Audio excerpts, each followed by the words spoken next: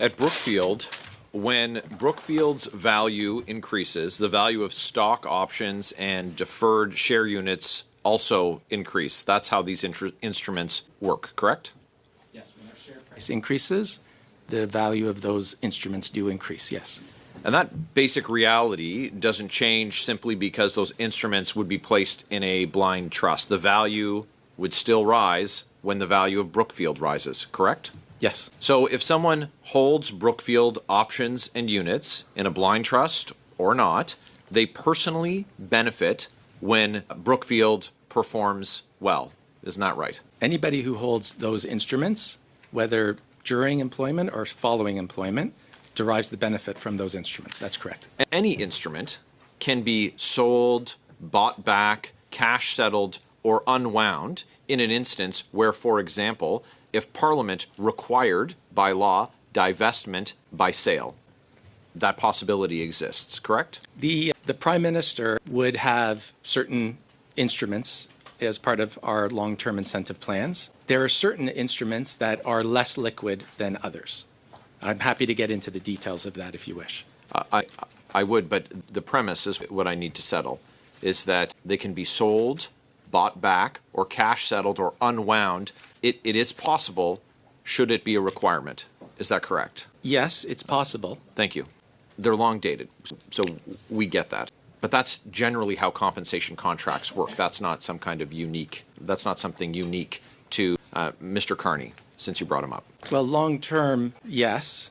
In some cases, exercisable in shorter horizons. In some cases, the ultimate value is received far into the future. Can you explain briefly how stock options or deferred share units and notional long-term incentive plans work at Brookfield? What drives their value? Yes, I'd be happy to, and I will try to be brief. Helpfully, all disclosure relating to Brookfield stock options and deferred share units is disclosed in detail in our public filings, so it's very much available. In a nutshell, stock options are rights to acquire shares of Brookfield at a certain price, and those exist and during their pendency are exercisable, subject to vesting, because when we award them, people take subject to vesting schedules. So even though you were awarded them, they have to vest during the time that you are with Brookfield, and then exercisable for stock that can then be sold into the market. Deferred share units are slightly different. They also track the value of a Brookfield share, but they are not actually shares.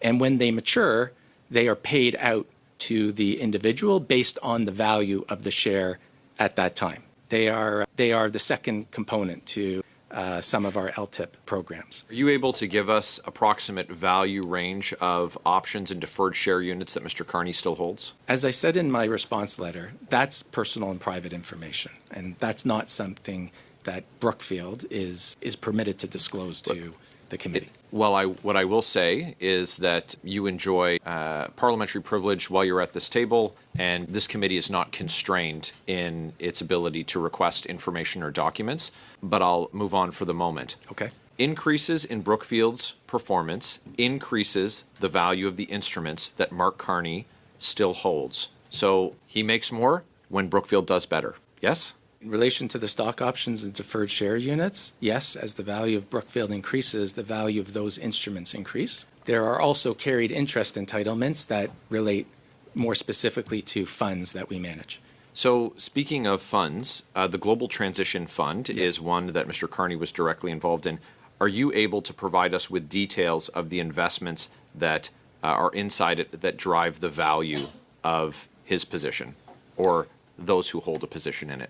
Yes, so I believe you're referring to Brookfield Global Transition Fund 1, which was launched during the time that the Prime Minister was with Brookfield. And I can confirm that all of the investments made in that fund are contained in the annexure to the Commissioner's screen document that has been published. Okay. We're going to have to come back to some of this, but my last question is, with the Prime Minister still holding compensation that rises with Brookfield's performance, how would you say that Canadians would be able to have confidence that blind trust and private screen are enough to protect the public interest when, as you agreed, when Brookfield does better, the Prime Minister is going to do better? Well, I think it's based on whether or not the conflicts can be managed. I'm happy to talk about that further.